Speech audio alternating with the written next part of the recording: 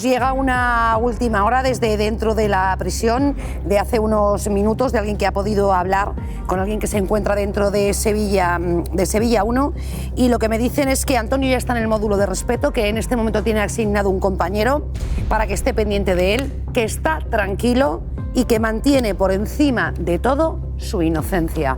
Me imagino que bueno, que también será parte de la recomendación que le hayan hecho los abogados, pero tú, el experto en este tipo de cosas eres tú. Bueno, el auto es muy contundente respecto a él. En ese sentido, bueno, pues hay que confiar en la instrucción judicial y en la investigación de la Guardia Civil.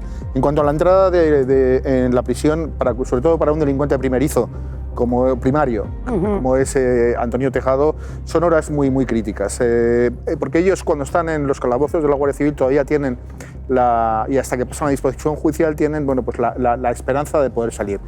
El gran trayazo que se produce es cuando ven que a la espalda se les cierra con ese sonido metálico terrible, el clac, ese y te quedas tú dentro y lo demás fuera, es cuando llega. Pues, por eso en las primeras horas lo que se hace, bueno, aparte de proporcionar pues, la ropa de aseo, la ropa de cama, todas estas cuestiones, tienen una primera entrevista con un médico para evaluarle y en segundo lugar hay un psicólogo que le explica cómo va a ser su vida en prisión, cuáles son las rutinas.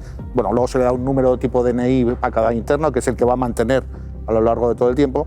Y finalmente, bueno, pues ya todo eso ocurre en el módulo de ingresos y ya cuando se produce todo este proceso es cuando se les asigna un módulo. Este es un delincuente primario, hay que insistir. Por eso va a un módulo. Adicciones, yo creo que el tema de adicciones sí, también pero precisamente para eso se le pone a un compañero, para que pueda... luego nos tienes que contar qué es eso de que es el autor intelectual. Eso es, contestaremos a todas estas preguntas, sobre todo cómo van a ser estos días en prisión, a cuántos años se puede enfrentar Antonio Tejado y cuál fue la implicación exacta en el robo de la casa de su tía María del Monte. Vamos a hacer una recapitulación de todos los datos que tenemos hasta el momento. Con la entrada en prisión provisional de Antonio Tejado y 5 miembros más de la banda que asaltaba casas de lujo en Sevilla, se ha empezado a conocer cuál es el organigrama de este grupo. El líder sería El Ruso, un boxeador de origen de ese país, afincado en España desde hace muchos años con su familia. Tejado habría sido el autor intelectual del asalto a la casa de su tía María del Monte, y además la banda se compone de un grupo de machacas, como ellos los conocen, y un hombre de choque. Este último sería una persona corpulenta y agresiva con la que infundían aún más miedo a las víctimas. Los machacas serían hombres de total confianza del Ruso que se habrían encargado del transporte, la vigilancia y de guardar productos ilícitos. En el caso de Antonio Tejado se considera que facilitó información a la banda sobre la distribución de la vivienda, las rutinas de las víctimas y, lo más importante, dónde estaba ubicada la caja fuerte. Llevarse se han llevado todo. La operación Abgena pudo haber comenzado tras la denuncia de María del Monte por el robo con violencia en su casa a finales de agosto. Pasamos yo creo que el peor día de nuestra vida, uno de los peores sin lugar a duda. Y tras muchos meses de trabajo, la Guardia Civil investiga si su sobrino Antonio Tejado podría estar involucrado, además de en el asalto a su casa, en otros de los que ha realizado esta banda. A los 6 detenidos se les acusa de varios delitos, entre ellos robo con violencia e intimidación y pertenencia a una organización criminal. Estamos en un robo en el que la cooperación de Antonio Tejado fue decisiva y además en el propio auto pone gran peligrosidad y empleo de fuerza extrema. Y ayer mucha gente se preguntaba, ¿pero por qué tenía que estar María del Monte dentro de este domicilio? Pues porque Antonio Tejado no tenía las claves de esa caja fuerte. Por lo tanto, era necesario que María estuviese dentro y empleara esta fuerza y esta coacción y esta peligrosidad de la que habla el auto para que se pudiesen hacer con este Pero botín. no sobre María, ¿eh? También una de las cosas que es importante es que a Inmaculada sí que fueron mucho más agresivos porque seguramente la orden de Antonio es... Sí, pero las amenazas de muerte son amenazas de muerte. Pero el que te maniaten es que te maniaten. Bueno, es decir, pero en principio no sería María del Monte la que estaría maniatada como el resto, ¿eh? Claro. O sea, tendría un trato preferente. Eso es lo que apuntan algunas informaciones. El auto no hace distinciones entre ninguno de los 5. Eso es. Habla de que les son amordazados y bueno, se les ata ahí. Los 5 que están en la casa. Los 5 que están en la casa y que se emplean sobre todo María Inmaculada y la hija de Inmaculada con su marido y una persona de servicio. El auto es muy contundente en una cuestión muy fundamental y es que dice que da la información clave para que ese asalto, ese robo con violencia tenga éxito. ¿Qué es lo que dice? Que él es el que les indica que tienen que saltar por detrás, por la parte trasera de la casa, donde no hay cámaras. Que además le dice la puerta más vulnerable. para poder entrar en la casa. Y a partir de ese momento, cuando ellos empiezan a hacer preguntas, es cuando la propia María del Monte y su pareja se dan cuenta de que tienen demasiada información, y eso es algo que explican a la Guardia Civil desde el primer momento. En un primer momento ella ya le extraña que tenga tanta información sobre dónde está la caja fuerte, y sobre todo ella habla de unos detalles de dónde están colocadas las cosas. Exactamente. A mí lo que me comentan además es que cuando la Guardia Civil entra en esta casa, que comprueba que está santeada, como lo llaman en el argot, y le empiezan a preguntar a María quién conoce esa casa, ella empieza a descartar personas. Dice, la gente de servicio no puede ser, tengo confianza, familiares míos no pueden ser confianza, y a partir de ahí la Guardia Civil empieza a sospechar de Antonio Tejado, y es cuando se pincha el teléfono. Hay un detalle. Se da rápidamente autorización del juez para pinchar los teléfonos. Se le geolocaliza. Hasta Antonio Tejado se llega por una razón, porque cuando se empiezan a visualizar todas las imágenes que hay y todas las grabaciones de las distintas cámaras de seguridad que hay en la zona, pero no solo del día que ocurre el suceso, sino de los días anteriores, que es lo que siempre se hace, se dan cuenta de que hay la presencia de un individuo al que posteriormente consiguen conectar con Antonio Tejado. A partir de ese momento es cuando la Guardia Civil dice, bueno, ya tenemos... ¿Ese individuo es el boxeador? Esta parte no la tengo, es alguien que está haciendo unas vigilancias. Probablemente el boxeador no, porque es el jefe de... Que vigilaba la vivienda. Porque estaba merodeando la vivienda en actitud iba a ese de la Guardia Civil. ¿No? Y entonces le puede entrar. Efectivamente, el gimnasio es el centro de reunión. Hasta donde está llegando todo. ¿Quién lo dirige el gimnasio? Pues el ruso que fue campeón de España en 2018, 2016 o 2016, exactamente. Y esa es un poco tal. A partir de ahí, el juez hace una investigación que para un robo de estos, quiero decir, es mucha potencia, ¿no? Porque le mete radiobalizas, intervenciones telefónicas, que son medidas que no es difícil. Los jueces para tomar este tipo de medidas muchas veces son reacios. Y si lo hace, es porque considera que lo que se ha producido ahí dentro es de una gravedad especial y que es una organización muy peligrosa. Y por tanto, las balizas en los coches para poder tal. Y a partir de ahí es como pueden encajar las piezas del puzzle y además atribuir a cada miembro de la organización su rol correspondiente, que es la clave. Hablabas ahora mismo del gimnasio como ese centro de reunión, donde además Antonio Tejado no ha tenido ningún mandamiento en no subir ningún tipo de fotografía que les pudiese relacionar con ellos. Y nosotros nos vamos a ir en directo ahora a Sevilla con Fernando Rozo, porque él ha tenido oportunidad de dirigirse a ese gimnasio e intentar encontrar alguna explicación a todo lo que ha pasado. Buenos días, Fernando. Buenos días, Gemma. Y quiero corroborar, antes de ir al gimnasio, la información que has dado. Es verdad, él está en el módulo ahora mismo de ingresos.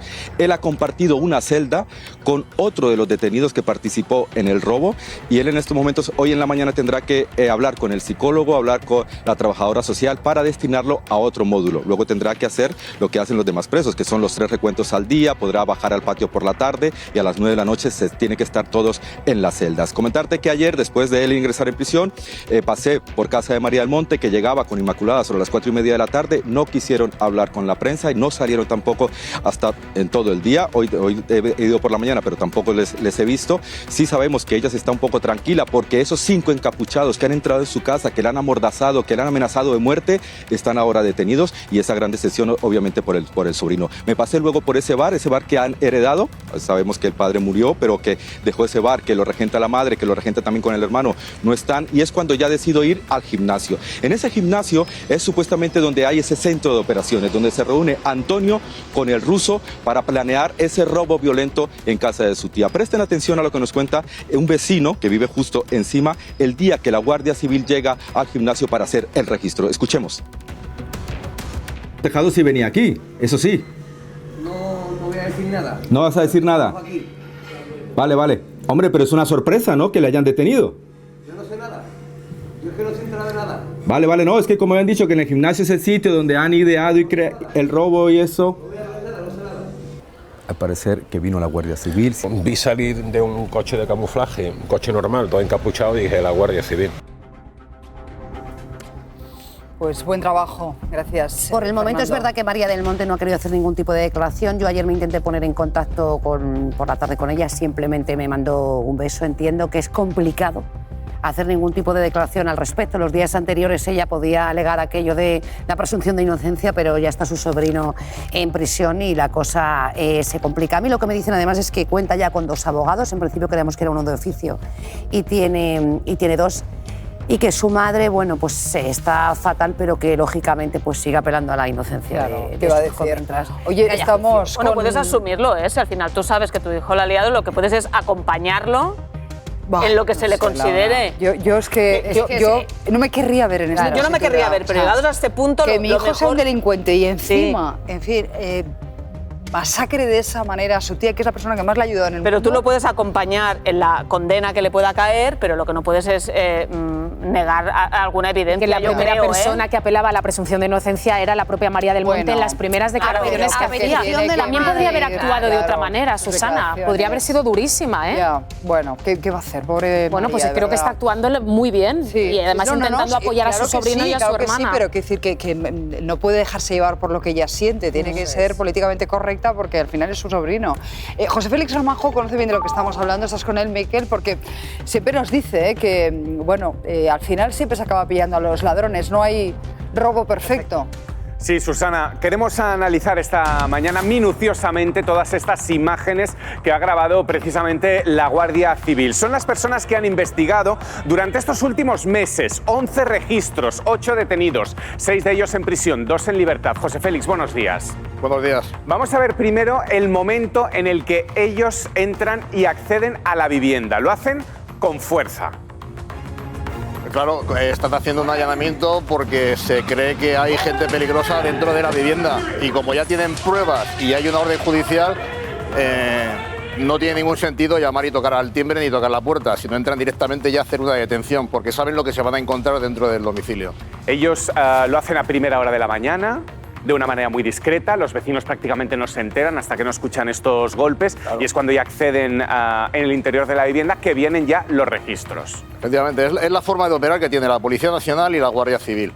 Al final, como siempre hemos hablado, tenemos unas fuerzas y cuerpos de seguridad del Estado muy profesionales y que el golpe perfecto es muy complicado que exista. Yo siempre digo que el golpe perfecto es el que se pega una vez, desaparece y no se vuelve a saber nada más. El problema es cuando continúas. Vamos a analizar, si te parece, estos registros, que es lo que encuentran, porque la verdad es que nos sorprende y mucho. Vamos a ver los primeros. Evidentemente, estamos viendo la cantidad de joyas que tienen, estábamos viendo también dinero en efectivo. Bueno, a través de las joyas, para que la gente lo entienda, vamos a poder, la policía o la Guardia, bueno, en este concreto la Guardia Civil, va a poder identificar a quién pertenecen todas estas joyas que se han encontrado en casa de Antonio. O sea que vamos a saber si él estuvo involucrado en más robos, que parece ser que puede ser que sí, o solo estuvo involucrado en ofrecer lo que es la información sobre todo lo que había dentro de casa de sus tías. ¿Estas joyas ya podemos decir que son robadas? Entiendo que sí. Después de haber visto todas las imágenes, esto no creo que pertenezca a Antonio Tejado. Vamos a avanzar. Dinero. Mucho dinero en efectivo. Escondido. ¿Dónde? ¿Dónde lo escondían? Este es el problema que tienen los delincuentes, que se piensan que todo lo pueden esconder. Y se equivocan porque al final todo se encuentra. Como vemos, la policía, bueno, la Guardia Civil lleva un perro, seguro que está acostumbrado a la detección de billetes, y el perro inmediatamente detecta el olor del billete. Billete, drogas o lo que quieras. Al final, depende de lo que estés buscando, vas a conseguir salir airoso de una búsqueda dentro de una casa que puede ser un poco complicada, claro. Hemos visto las joyas, el dinero, parte de este botín, pero nos ha sorprendido mucho, José Félix, esto que les vamos a mostrar a los espectadores a continuación. Estamos viendo chaquetas policiales falsas, evidentemente. Bueno, pero es que no son los primeros. Se sabe que hay muchas bandas organizadas que utilizan vestimenta falsa o incluso que la compran en mercados de segunda mano y que la utilizan para poder asaltar, para poder pegar robos o para poder pegar vuelcos, que es lo más normal. Estamos viendo sirenas incluso. Claro, porque lo que intentan es aparentar algo que no son para poder tener un factor sorpresa sobre la víctima.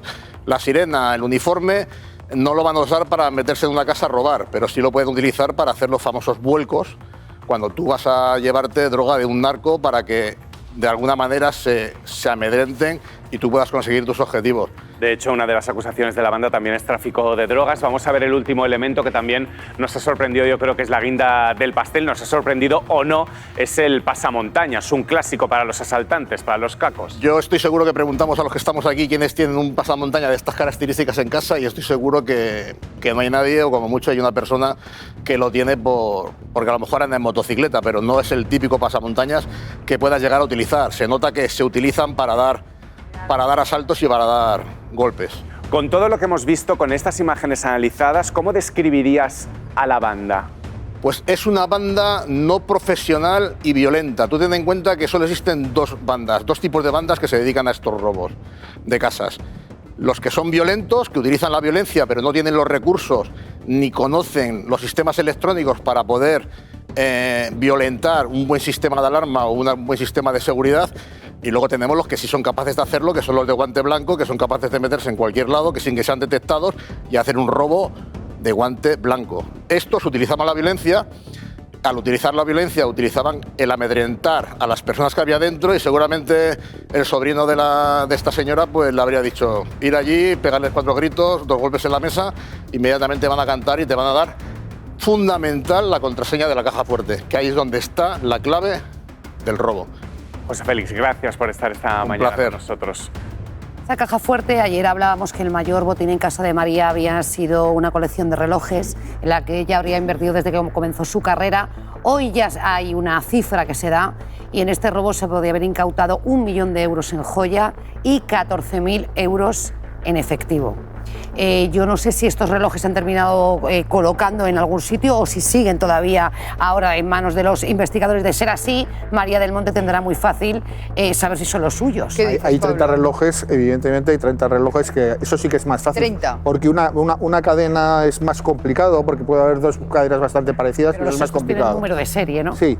Yo creo que lo normal es que a partir de ahora se les pueda ir imputando más delitos. Hay que decir que a Antonio Tejado solo se le relaciona con un caso, con este caso. ¿Y a los otros? Sí, el propio auto explica y especifica que hay un segundo golpe que se estaba preparando, pero en ese segundo golpe Antonio Tejado no estaba dando la información, el que conseguía la información era el ruso. Por eso no sabemos si es una colaboración para este golpe concreto o bien era algo habitual en esta organización. Y ahora hay que contar por qué Antonio Tejado se presta algo tan inmoral como robar en casa de su propia tía, la que se suponía que quería.